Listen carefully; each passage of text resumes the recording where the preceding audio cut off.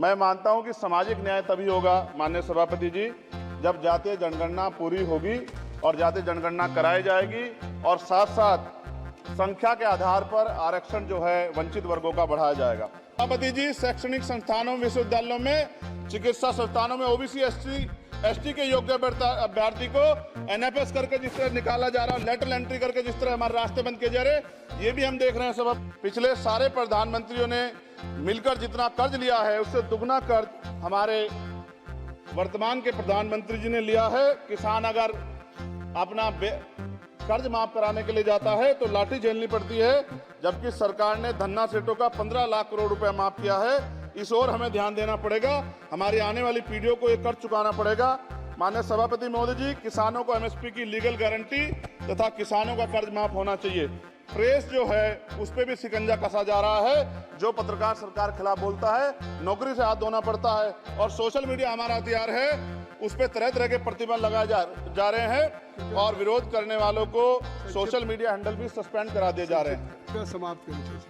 माननीय सभापति जी, मैं पहली बार बोल रहा हूँ, आप कहेंगे मैं बैठ जाऊंगा, मैं आपकी बात, मैं संवैधानिक मर्यादा का पालन करूंगा, मगर हम तो माननीय सभापति जी सुन ही रहे हैं। आप बोलिए, 1 मिनट। धन्यवाद धन्यवाद सभापति जी। अपनी बात को खत्म करते हुए मैं आपसे कहना चाहता हूँ कि जितना देश दूसरों का ऐसा जितना हमारा भी है। हम मरने के लिए पैदा नहीं हुए, जो चाहता हमारी हत्या कर देता है। मूछे रखने पे, घोड़ी पे बैठने पे, मटकी छूने पे हमारी हत्या हो रही है। क्या बदला है सर? 70 साल बाद भी दलित पिछड़े मुसलमानों पे हिंसा नहीं रुक रही है सर। मेरा आपसे संरक्षण के साथ ये आग्रह है कि इन घटनाओं को रोका जाए और देश किसी की बपोती नहीं है। देश संविधान से चलता है सर और संविधान से चलेगा। संविधान छेड़खानी बर्दाश्त नहीं की जाएगी सर। धन्यवाद।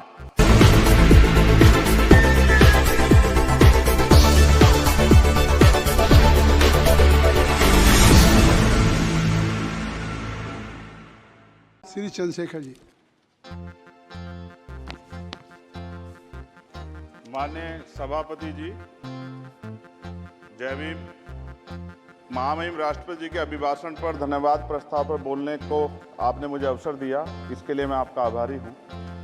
सभापति महोदय, सर्वप्रथम मैं बहुजन समाज में जन्मे सभी संतों, गुरुओं, महान पुरुषों को नमन करता हूं, जिनमें महात्मा ज्योतिबा फूले, डॉक्टर बाबा साहब अम्बेडकर और मान्यवर काशीराम साहब को मैं याद भी करता हूं आज के दिन पर।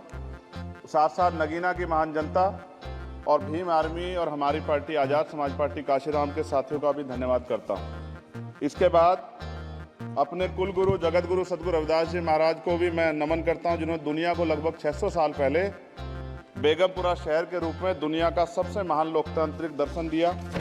अध्यक्ष महोदय, माननीय सभापति जी, 14 अगस्त 1947 को ये देश अंग्रेजों के अधीन था। 15 अगस्त 1947 को हम लोग आज़ाद हुए। 16 अगस्त 1947 को देश आज़ादी में था, लेकिन धन धरती राजपाट में बंटवारा नहीं हुआ। जो साधन संसाधन थे उनमें बंटवारा सही रूप से न होने के कारण एक बहुत बड़ी आबादी सुविधाओं से वंचित और सम्मान से वंचित रह गई। उनको सम्मान देने के लिए और अंतिम व्यक्ति तक सुविधाएं पहुंचे, इसके लिए लोकतंत्र की व्यवस्था हुई। लेकिन आज़ादी के 70 साल बाद भी हम कहाँ खड़े हैं, इस पर ये चिंता का विषय है। मैं मानता हूं कि सामाजिक न्याय तभी होगा माननीय सभापति जी जब जातीय जनगणना पूरी होगी और जातीय जनगणना कराई जाएगी और साथ साथ संख्या के आधार पर आरक्षण जो है वंचित वर्गों का बढ़ाया जाएगा। उसके साथ साथ जब राष्ट्रपति जी अभिभाषण पर बात रख रही थी तो उन्होंने शहरी और ग्रामीण क्षेत्रों के विकास की बात कही और ये भी कहा कि दुनिया में सबसे उत्तम शहर हमारे यहाँ बने। लेकिन माननीय सभापति जी, 70% आबादी तो गांव में निवास करती है, तो गांव की आबादी के बारे में भी सोचना होगा कि उनका जीवन कैसे बदले। माननीय सभापति जी, उच्च शैक्षणिक संस्थानों में बहुजन समाज के जो छात्र हैं उनके साथ कास्ट एट्रोसिटी हो रही है, निरंतर उनकी हत्या हो रही है। साथ साथ जो सरकारी कर्मचारी हैं दफ्तरों में, उनके साथ भी जो SC ST OBC और मुस्लिम और अन्य धार्मिक अल्पसंख्यक उनके साथ भी माननीय सभापति जी जातिगत और धार्मिक जो है शोषण किया जा रहा है। इसलिए मेरी मांग भी है कि पुरानी पेंशन को भी अध्यक्ष जी बहाल किया जाए। जो कर्मचारी देश की सेवा में लगे हैं उनका भी सम्मान होना चाहिए। साथ साथ सभापति जी, भाजपा ने चुनावी लाभ के लिए सबका साथ सबका विकास के नारे दिए जो खोखले हैं, क्योंकि 10 साल में दलित, पिछड़े, आदिवासी, मुस्लिम और अन्य धार्मिक अल्पसंख्यक के जो अत्याचार हुए हैं वो किससे छिपे हुए नहीं हैं। ये गलत है, ये बंद होना चाहिए। सभापति महोदय जी, महामहिम राष्ट्रपति जी के भाषण में निजी क्षेत्रों में SC, ST, OBC को रिजर्वेशन देने का कोई उल्लेख नहीं हुआ है, जो कि आज चर्चा का विषय, क्योंकि 98% प्राइवेट सेक्टर है, 2% सरकारी सेक्टर है, तो 98% प्राइवेट सेक्टर में भी हमारी हिस्सेदारी की बात होनी चाहिए। माननीय सभापति जी, आशा कार्यकर्ताओं, आंगनबाड़ी वर्करों, भोजन माताओं के वेतन वृद्धि पे भी कोई उल्लेख नहीं हुआ है, वो भी अभी नंगे, उन पे भी सोचना पड़ेगा। माननीय सभापति जी, जिस क्षेत्र से मैं चुन के आऊं नगीना से, वो बहुत पिछड़ा क्षेत्र है, उस क्षेत्र में कोई विशेष आर्थिक पैकेज नहीं दिया गया, रोजगार की सेवाएं नहीं है, नौजवान पलायन करता है। IIT, IIM, एम्स, केंद्रीय विद्यालय आदि शिक्षा में और चिकित्सा संस्थानों की स्थापना होनी चाहिए, जो कि नहीं है। और माननीय सभापति जी, मानसून सत्र आ गया है, मेरा क्षेत्र बाढ़ से बहुत प्रभावित है, इसलिए मैं आपसे आग्रह करूंगा कि वहां के लोगों को बाढ़ से निजात दिलाई जाए।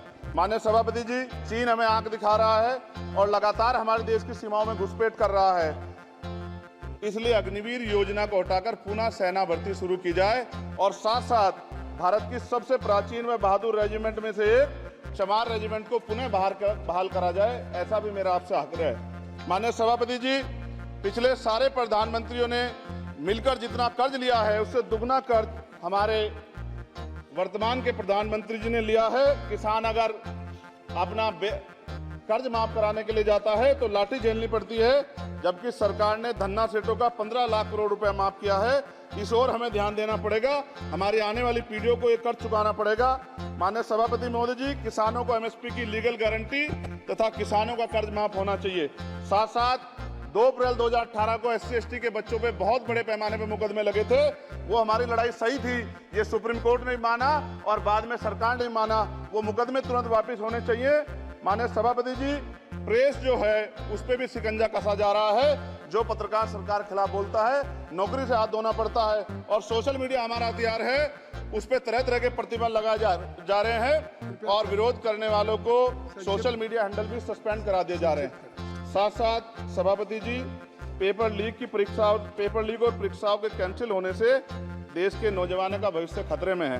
नीट, यूपी सिपाही भर्ती सभापति जी और 69,000 शिक्षक भर्ती में आरक्षण घोटाला हुआ है, कोई पूछने वाला नहीं, खून के आंसू रो रहे हैं बच्चे, बेरोजगारी का दंश युवा झेल रहे हैं, इसलिए मेरा आग्रह है कि युवाओं के लिए कृपया समाप्त करें। माननीय सभापति जी, मैं पहली बार बोल रहा हूँ, आप कहेंगे मैं बैठ जाऊंगा, मैं आपकी बात, मैं संवैधानिक मर्यादा का पालन करूंगा, मगर हम तो माननीय सभापति जी सुन ही रहे हैं। आप बोलिए, 1 मिनट। धन्यवाद। एक मिनट और बोलिए। अध्यक्ष सभापति जी, नारी सम्मान की बात करने वाली सरकार, हमने मणिपुर देखा सर, हमने पहलवान बेटियों का हर्ष देखा सर, और हमने सर हाथरस की बेटी का हर्ष देखा सर, और हाथरस के परिवार को जो वादा किया था सरकार ने वो भी पूरा नहीं किया, और महिलाओं में भी स्पेशली दलित, पिछड़े और मुस्लिम वर्ग की, आदिवासी वर्ग की महिलाओं के साथ आज भी NCRB का डाटा कहता है सर, जो जुल्म हो रहा है वो सहनीय नहीं है सर।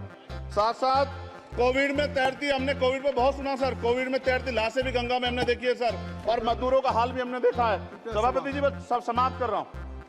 नोटबंदी पे छोटे मजले उद्योग की जो कमर टूटी वो भी हमने देखी है। सभापति जी, शैक्षणिक संस्थानों, विश्वविद्यालयों में, चिकित्सा संस्थानों में OBC, ST के योग्य अभ्यर्थी को NFS करके जिस तरह निकाला जा रहा है, लेटरल एंट्री करके जिस तरह हमारे रास्ते बंद किए जा रहे, ये भी हम देख रहे हैं सभापति जी।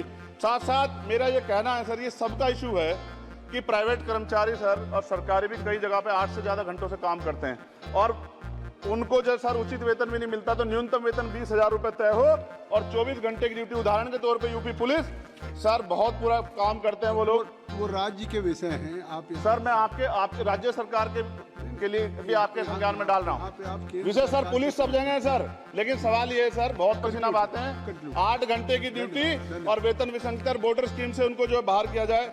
माननीय सभापति जी, 1 मिनट चाहिए सभापति जी।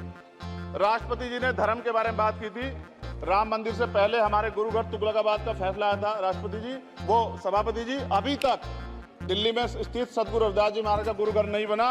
साथ साथ सभापति जी, अपनी बात को खत्म करते हुए मैं आपसे कहना चाहता हूं कि जितना देश दूसरों का है सर, इतना हमारा भी है। हम मरने के लिए पैदा नहीं हुए, जो चाहता है हमारी हत्या कर देता है। मूछें रखने पे, घोड़ी पे बैठने पे, मटकी छूने पे हमारी हत्या हो रही है। क्या बदला है सर? 70 साल बाद भी दलित, पिछड़े, मुसलमानों पे हिंसा नहीं रुक रही है सर। मेरा आपसे संरक्षण के साथ ये आग्रह है कि इन घटनाओं को रोका जाए, और देश किसी की बपोती नहीं है, देश संविधान से चलता है सर, और संविधान से चलेगा। संविधान छेड़खानी बर्दाश्त नहीं की जाएगी सर। धन्यवाद।